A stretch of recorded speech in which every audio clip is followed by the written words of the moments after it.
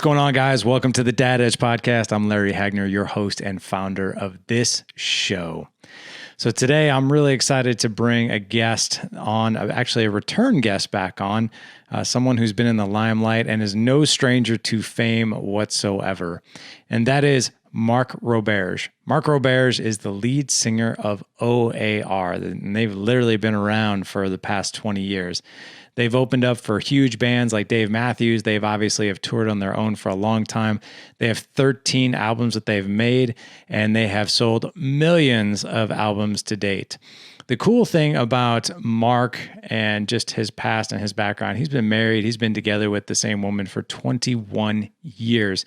He's got 3 kids, a 10-year-old son, 7-year-old daughter, and a 3-year-old daughter. And today what Marc really comes on the show to talk about is how you can be a dad when you're away from your family and be totally in when you're at home. The other thing he goes into here is just some incredible life lessons that he learned from his own father growing up. One of the key things that was just super cool for him to talk about is he could literally go to his dad for everything.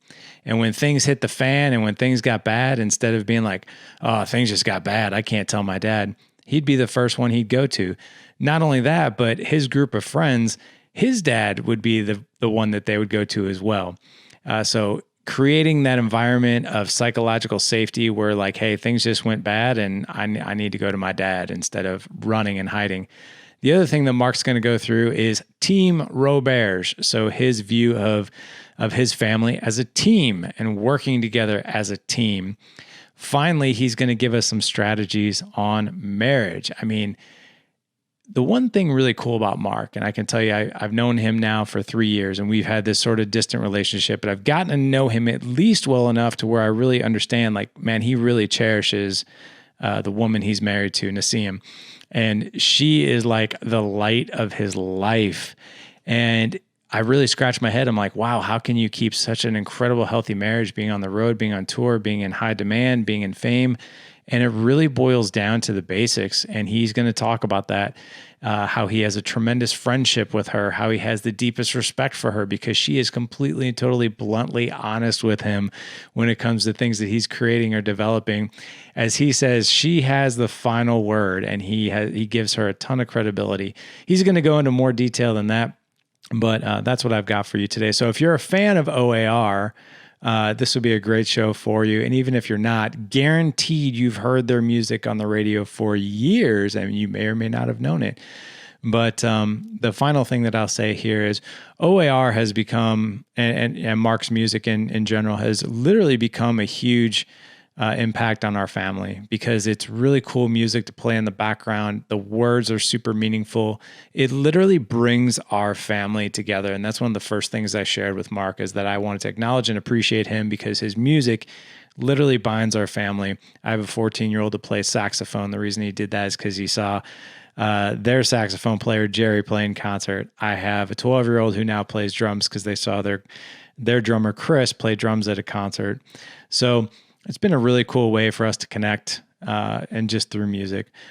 Gentlemen, if you're looking for more support, if you're looking for ways to optimize what we call the 5 dimensions, which is optimizing your health, mastering your finances, creating a legendary marriage, an epic connection with your kids, no matter what age they are, and being a leader in your community and business, the Dad Edge Alliance Mastermind community is thriving.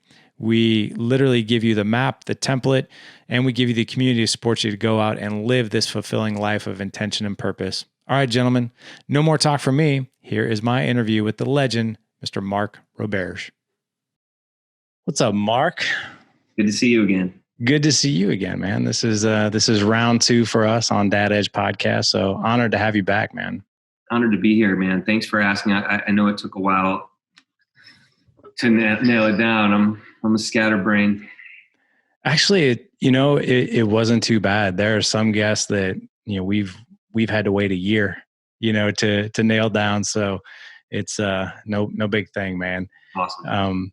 So yeah, just, really what I want to start out with is, so, our family, we've been fans of your music. And I'll share this with you. I don't think I told you this on the last podcast, but O.A.R. music, it's kind of like the gathering of our family music. Like the boys love it. You know, like I was saying, my oldest plays saxophone. I'm learning to play guitar. My 12-year-old plays drums, and it's just like it reminds us of really cool memories of like family gatherings at the dinner table because it's always kind of going in the background. And it's just one of those things that we just enjoy, like sitting out on our deck and having good conversation to good music. And so I want to share that with you. I mean, your music, man, it truly brings our family together. I think that's one of many reasons why we like it so much. So I want to take a minute and acknowledge and appreciate you for that. Oh, dude. I mean, I really do appreciate that because when I grew up, there's a movie called Stand By Me. Oh, yeah. Okay. There was that sort of, if I could take that movie and just like bottle whatever that feeling is, that was my life. Not the storyline, not this, not that, but just the feeling of like kids lost in a neighborhood and life, right? So I always wrote songs from the standpoint of like one of those kids. Like I was one of those kids. My crew, my guys and my girls, the friends were roaming this neighborhood and home, but when the street lights came on and, you know, the brother getting in the fight at the hill, getting thrown down the hill, the getting shot with the BB, all these like creek walking, like that type of, if you could bottle all those feelings up, that smell of summer at 6 p.m., that's what my entire career is based on. It all comes back to this: be home when the streetlights come on. That's it. And like all the stories, all the loss and all the things, the family, everything you're talking about that we all relate to is just like, I just boil it all down to that one little feeling that I always was chasing that feeling. So every time I'm writing a song today after our interview, and it's going to no doubt come from the same place because it's just all I know is that in times like these, you know, I'm home with my kids and my wife. Right. That's it. So it's like, that's what it's all about for me.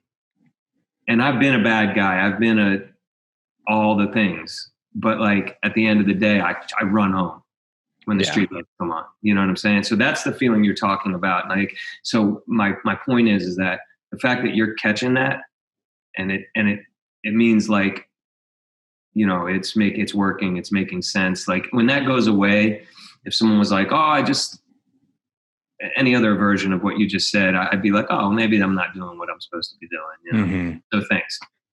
No, I truly mean that because when we listen to your music or, you know, now, you know, our boys, man, they just love to see you guys in concert. But I feel like when I'm watching you as a dad and I'm sharing that moment with my kids, I feel like I'm like, man, that's just another good-hearted dad dude up there who's writing songs about the people who are really important in his life, and he's just sharing it. And I think that for me as a parent, like I don't know if my boys catch that, but as from a parent listening to another parent perform, it's like I'm catching that.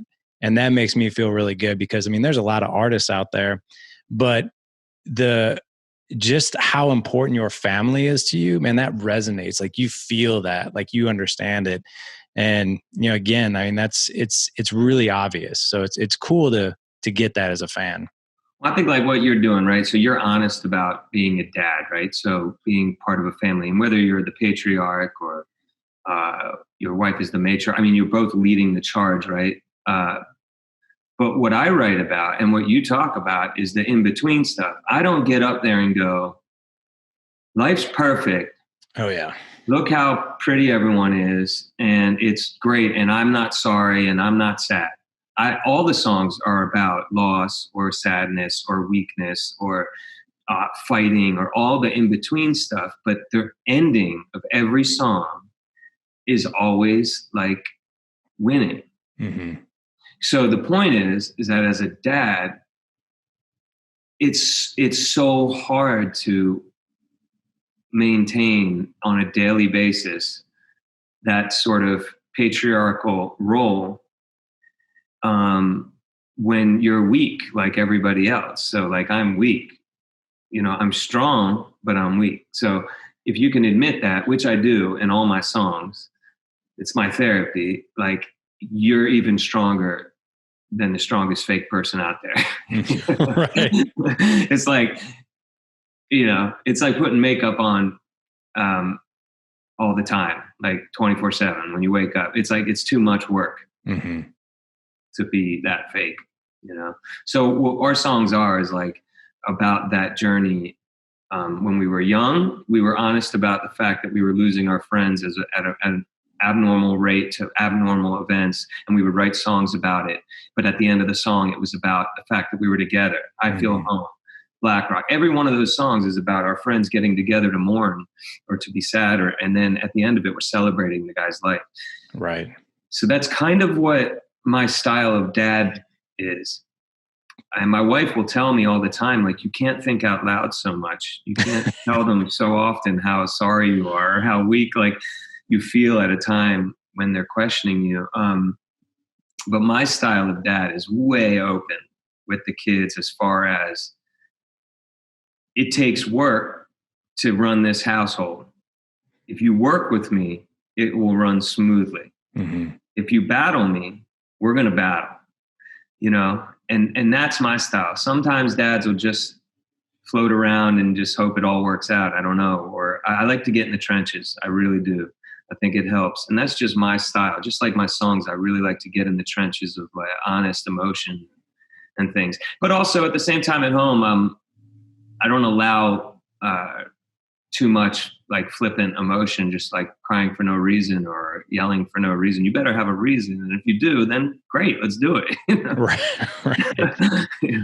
Yeah, you've got 3, I've got 4. And just share with the audience, what does your family look like these days as far as the ages and what's going on in your house?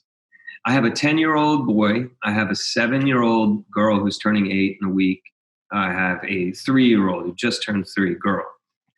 They're amazing. They are so cool. I find them hilarious. One of them's a comedian. One of them is a tech genius type who also loves hockey, which is a huge passion of our family and our house is hockey. We like watching and just being involved with hockey. So, did you play hockey growing up? I did a lot of street hockey, tons of street hockey. Yeah. I was also, though, wrestling was a huge part of my life when I was young. Really? Cool. Yeah, like, beltway, touring wrestling, going around the tournaments and really into it. So that was my falls and winters were that. But I always was jealous of my friends who played on the organized ice hockey teams because it just looked amazing to me. So, but we grew up season ticket holders, really into it. So my household's heavily into encouraging our kids to be as into whatever they want. My uncle taught me way before I had kids. I said, how do you handle like 2 kids? How do you do that? He goes, whatever seems impossible. Seems impossible. He said, whatever they like, I like. Yeah. I thought that was really cool because you're not going to alienate your kid who says, I really like doing puzzles. And you say, man, why are you doing puzzles? Why don't you get out there and play hockey? It's like, no, I love puzzles too. Let's go. I thought that was cool. That is cool because that's something I learned that from a mentor a long time ago. It's like, hey, don't necessarily take your kids to do life with you, but also allow your kids to take you to do life with them. Do both because it is cool. Like the things like, it's funny you talk about ice hockey. I can't skate to save my life. And my oldest, who you just met before we started recording, he played hockey for a year, loved it. We went to, we used to do stick and puck every Wednesday nights. We'd go there and I'm like, dude, your old man does not know how to skate. You're going to have to teach me like how to skate backwards because I have not a clue. I look like the biggest dad moron out there, like 2 left feet on skates. And literally he taught me how to skate backwards, which was really cool. But it's like, hey, that's a great book title, man.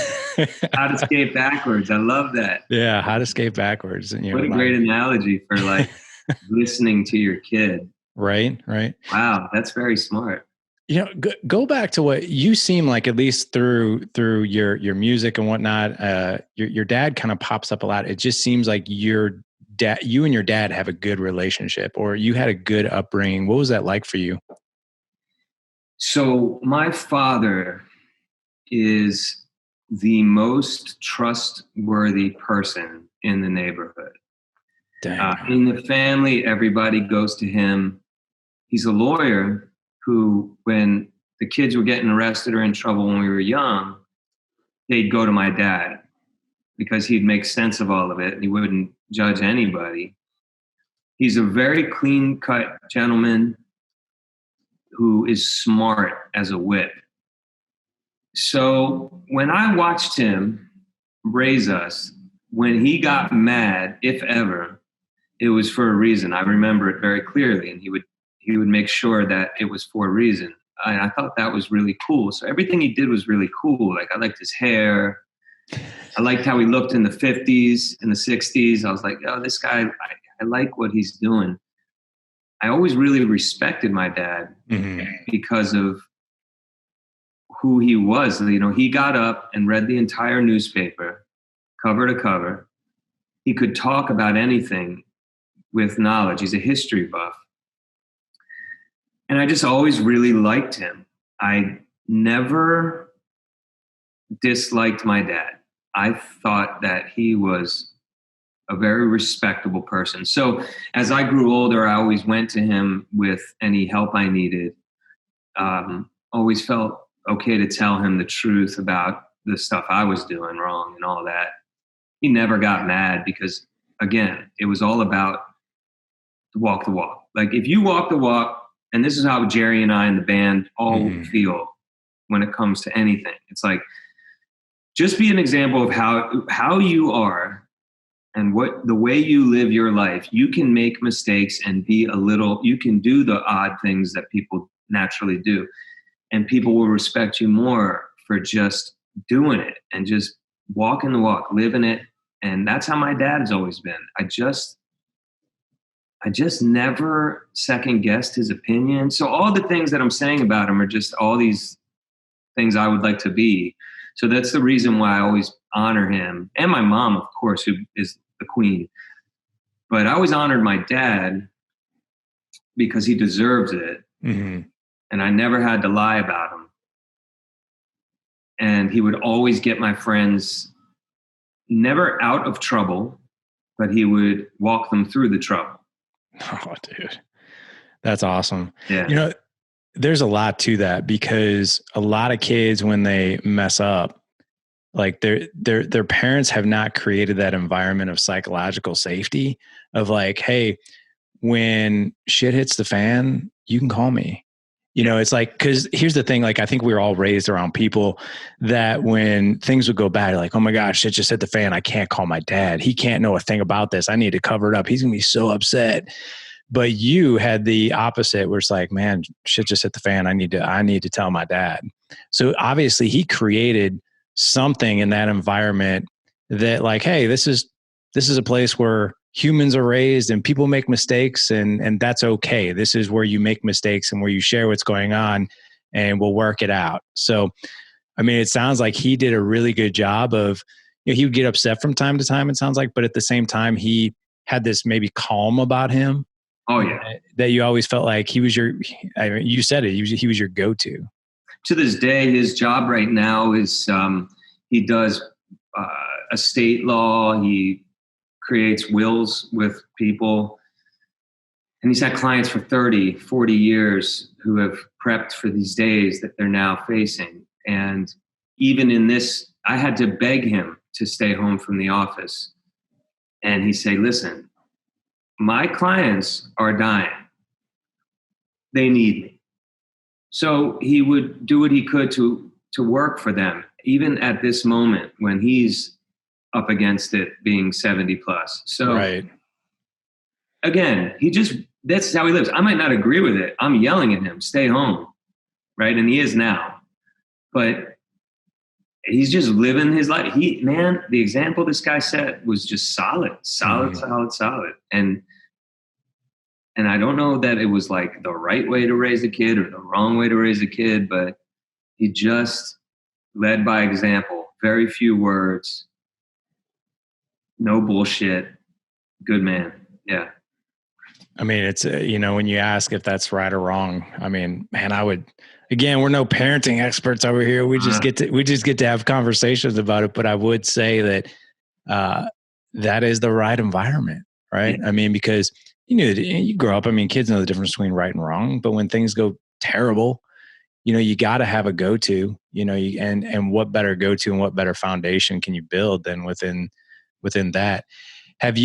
So since you have a 10-year-old son, 7-year-old daughter, a 3-year-old daughter, how have you created maybe that similar environment to where like, hey, if you mess up, this is where you come, this is where you go? Again, I really try hard to maintain probably living in an apartment. Yeah, it's hard. Too much communication, right. Too much chaos. They know everything about my comings and goings of business and travel and what that does to the family. So we stole this. This is the best way to describe it. We stole this from our dear friends. Tanner Glass is like this amazing, and Emily, they have an amazing family. They always say to the kids, like if they're about to move from one room to the mountain or one room to the backyard or whatever, he says, all right, team, let's go. Get your shit or whatever, get your stuff. All right, team, let's go. And everything is team.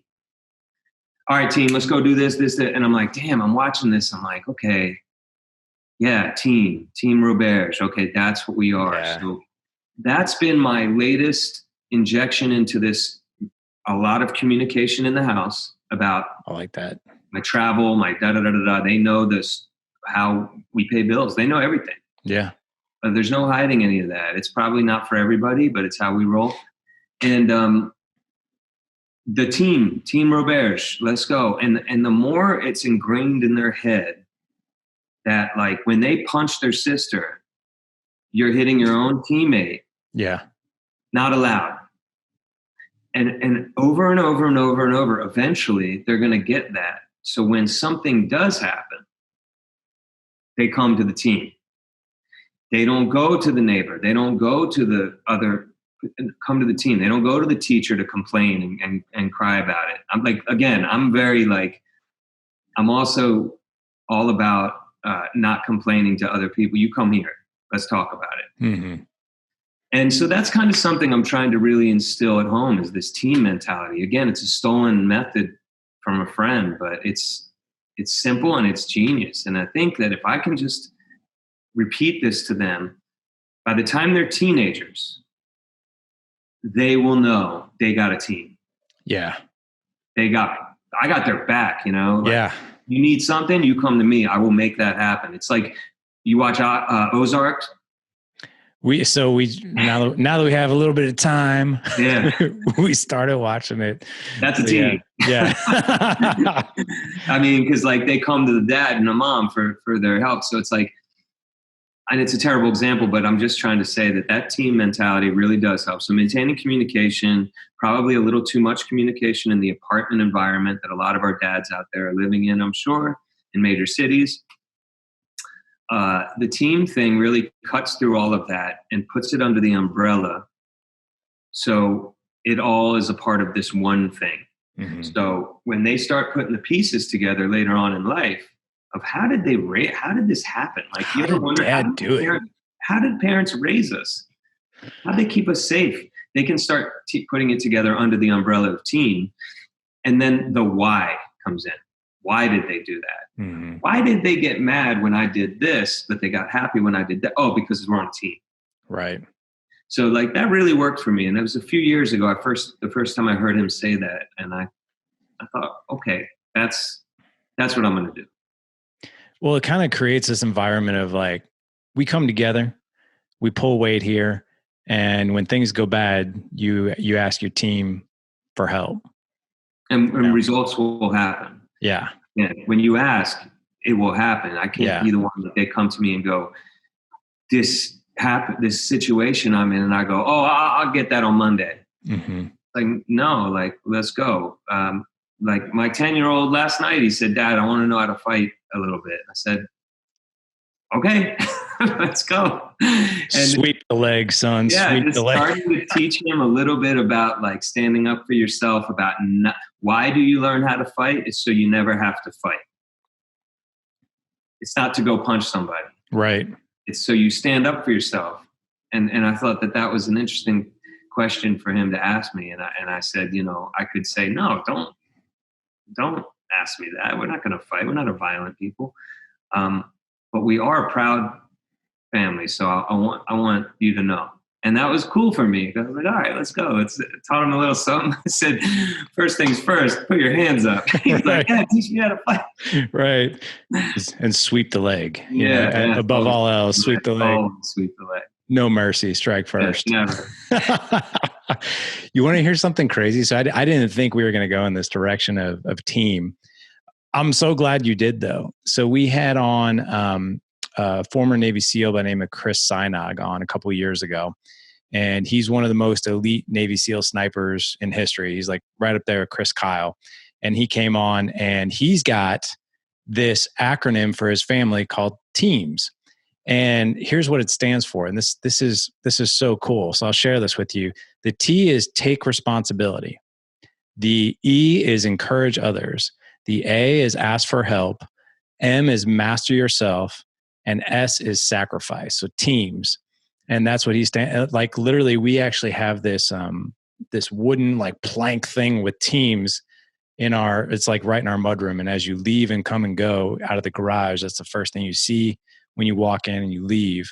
Like that's the first thing is that team. Can you email me a picture of that or just write it down? Because my wife always says, and since we even started dating, and to the kids now, is like, she's like, the biggest thing is take responsibility. Yeah. Right. So I was like, yeah, that's cool. I mean, I don't always do that, but that sounds great. It's a great lesson. So I would like to post that up in the house too, just on the door, maybe. Yeah. It's really powerful, and the take responsibility is owning your failures. So being open with it. So like, for instance, I always tell the kids, I'm like, look, if you're honest with me about whatever it is you did or whatever it is that happened, you won't be punished. Like, I'm not going to punish you for being honest. If you're like, hey, Dad, I clogged the toilet for the 18th time this week, versus like, I didn't do it. My brother did it. Right. So taking responsibility, I mean, that's a minor one, but like one thing I can always pride the kids on is they do a pretty good job of taking ownership and admitting when they're wrong. But I think it goes back to exactly what you were talking about earlier, which is creating that environment of psychological safety. And I'll tell you, man, like doing this dad thing is, man, I make a gazillion mistakes a day. I get pissed. I yell at times. I mean, I do all these things and I'm like, crap, man, I knew I shouldn't have done that. But then I'll go back and I'll be like, hey, what you did was not correct, but however, how I reacted, that wasn't right either. So let's talk about it now.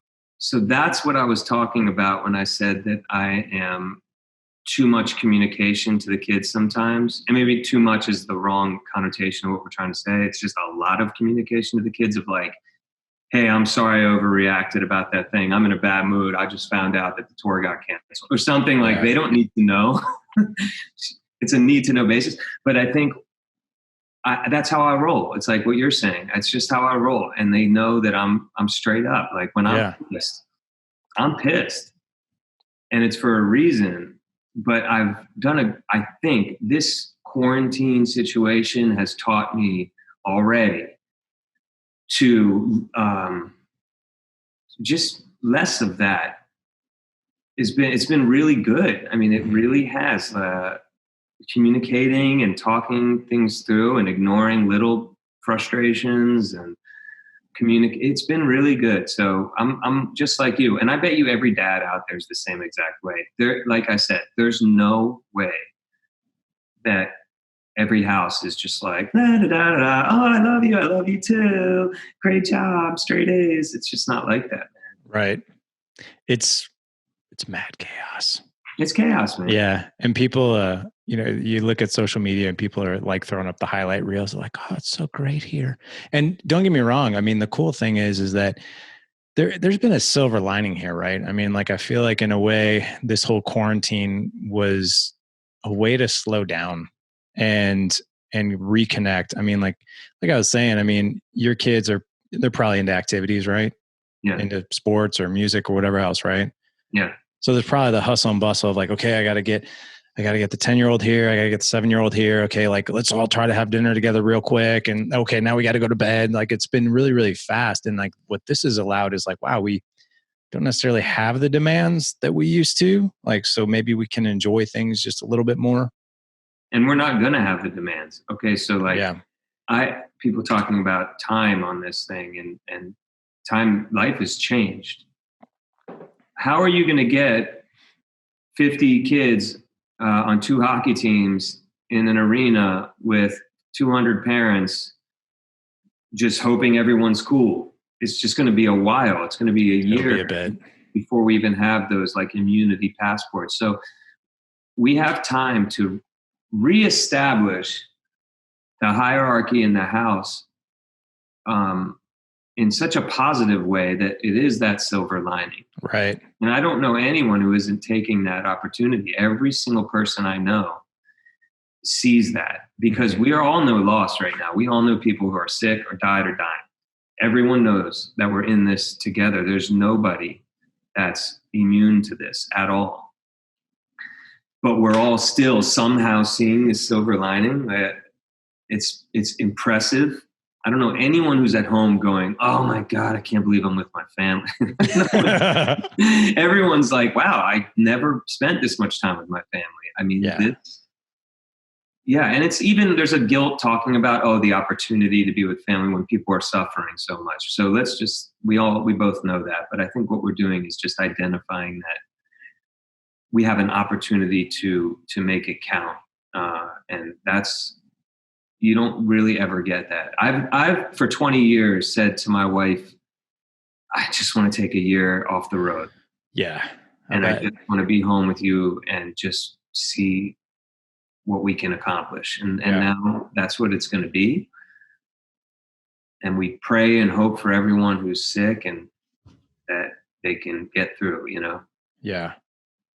And speaking of your wife, dude, I got to tell you, man, like, just like the aura that you put off, like when you talk about her, when she's in your music, I mean, you seem like you just cherish this woman. I know you guys have been together a long time, but it just seems like, man, your heart is just like in this and with her. I mean, like, you just seem like you really, really love this woman.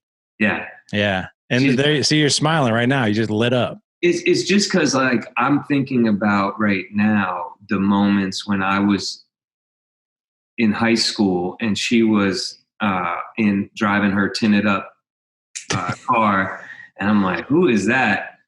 And I chased her down for so long as like the best friend thing.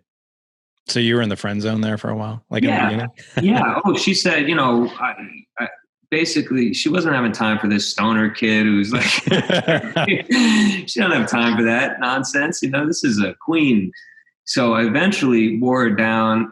And I think I called her on her birthday one day in 1999 or 98 maybe. And she really needed that phone call that day.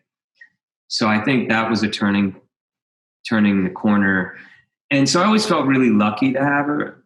And that's always been the bonus. And we're not the type to be in public smooching and being all lovey-dovey. It's not like that. It's a mutual respect of like BFFs from high school. Yeah. Who have this jokingly awesome situation where she knows, she's watched me go from 16 to now. She knows when I'm full of it, calls me out. And that's it. And she leads by example. And that's, everyone who knows her knows this, is that she's just a badass. And it's like, so how could I not celebrate that? Yeah. It's cool. I would celebrate it even if I wasn't married to her. If she was just some other guy's wife, I'd be like, that's the coolest girl in the room. Yeah. And I'd probably write songs about her or something. So it's like, it's all good. I don't know. And I don't talk about, she never wants to be on anything. She's never trying to she doesn't even want to be on a video. And And I think that's cool. What are some things about your relation? So have you guys been together for, is it 21 years now? Like, Yes, we've been together since like 1999. yeah. So Yeah. Jessica and I, my wife and I, we met in 96. So we're right in Wow. that. Yeah. We're college. We met in that same sort of time. I look back on when we first met and I'm like, wow, like she was super hot and I like really liked her and I was super attracted to her. And we two were like, we kind of started dating as friends. But the thing that's evolved for us, like over the years is like, kind of like that team aspect where she's my best friend. She's an amazing woman. I always look at her like, God bless, any woman that can raise 4 boys is just a badass. Right. And probably has a special spot in heaven at this point. But there are things that have evolved in our relationship over the years. So I'm like, wow, I have a lot of appreciation for some of the things that are going on in our marriage right now. But for you, I mean, like, you guys started in 19, and like you said, she knew you when you were 16, like before all this. What are some things about the relationship that you have with her now? They're like, man, if I could like really put my finger on 1 or 2 things that I really enjoy about this relationship where it's at now, these would be it. That's a great question. I always think of these moments, right? So throughout my whole career, some of the best times her and I have had together were in the car, driving 4 hours from New York to Maryland and Maryland to New York, New York to Maryland, Maryland to New York, over and over and over. Because that was like our time together with no distractions. And she could say, she's reading Daily Mail and go, here are the stupid stories that are going on, and read to me funny stuff. Just those things stand out to me. I mean, the grand stories of our honeymoon and all these things we did, and of course they've been amazing. But for me, it's more just her making me little stuff like that, just reading me the news and goofing off about it, calling me out on my stuff. That's something that I've really come to depend on, actually, where for a while you're just like, I mean, thanks, but geez. Thanks for cutting my ego in half. Yeah, but now I like depend on it. I'll send her everything for, hey, did I say this right? Or what do you think of this video? What do you think of this concept? What do you think of this thing? She's so honest that I've come to appreciate that for the good, for the cut that it gives you sometimes because you need it.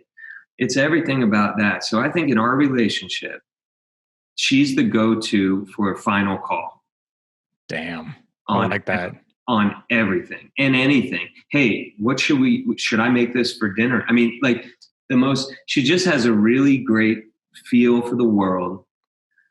She leads by example. She's a very good example. So anything, even things that aren't like politically correct, anything, I can just go to her and go, what do you think of this?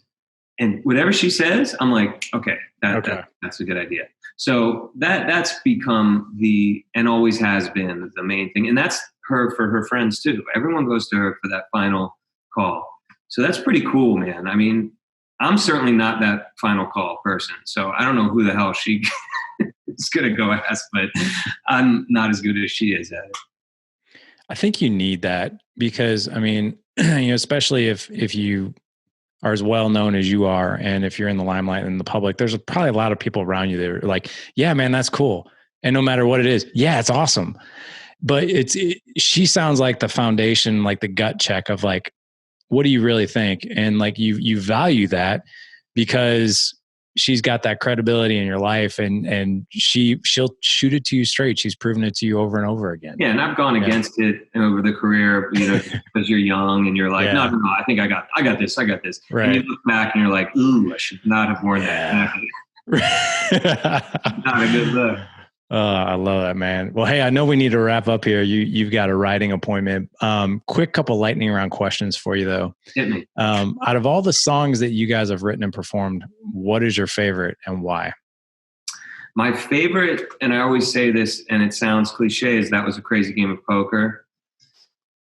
So because the song, I went to Israel for high school for a while. We transferred Chris, the drummer, Chris, and I went there. Benj had gone there the next year after us, and not a religious thing, but we just went over there for high school. And one night we went out in the city, and it was about a group of 12 of us.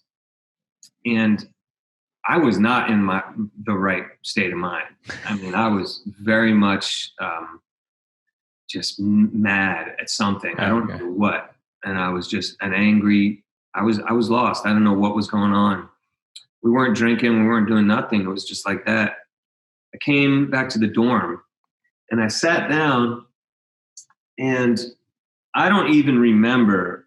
I remember writing it because I still have the book, but I don't remember where it came from. I don't remember who gave me those words. Where I didn't think of them. And I just wrote about what it would be like to be in a card game with the devil. I felt like I was sitting at a table with this like opportunity to be awful. And I had to win this game. And it was just like game 1, game 2, game 3, game 4. And it just went on and on. I was just writing. And it stopped. And I was like, okay. A month later or so, I go back to the States. We're in Chris's basement. And we have this first part of the song that's up tempo. And I'm playing, who's up for game 2? What to do? Da, da, da, da, da. And that was the end of that song. And I thought, well, I don't feel like I won anything. It's all just aggravated. It's very quick. And bah, bah, bah, bah, bah. So Chris says, well, why don't we cut it in halftime? Taking a country song, cutting it in half to some sort of reggae rootsy song. This was Chris's idea. And we just and like start making up words. Go to the studio with $200, one take, make up the words the whole time, listen back to it. And that song defined our entire career, where we would play it every night, every show, making up words.